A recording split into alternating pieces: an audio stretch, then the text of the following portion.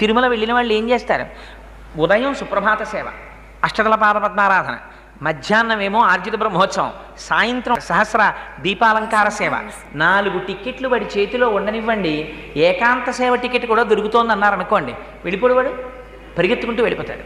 వెళ్ళిపోయి దర్శనం చేసుకుంటాడు. ఎన్ని మాటలు దర్శనం చేయనివ్వండి, చేశాం కదండి దర్శనం, ఇంకా అక్కర్లేదు లేదు. మీకు ఎవరైనా తిరుమలలో కనపడి అయ్యా మిమ్మల్ని స్వామిని దర్శనం చేయిస్తాం వస్తారా అంటే, అయిపోయింది సార్ 3 మాటల భయం ఇంకెందుకు లేదు, మేము చెయ్యమన్న వాడిని ఒకటి చూపించండి నాకు. అలా ఉండరు. ఎన్ని మాటలు దర్శనం చేసినా మళ్ళీ చేస్తానంటాడు.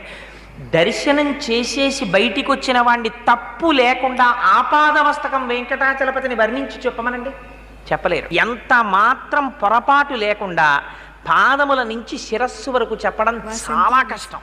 ఎందుకో తెలుసా అండి? అలా ఎందుకు చెప్పలేమంటే అసలు అది నిలయమే ఆనంద నిలయం, అందుకని విమానం పేరు. అది సహస్ర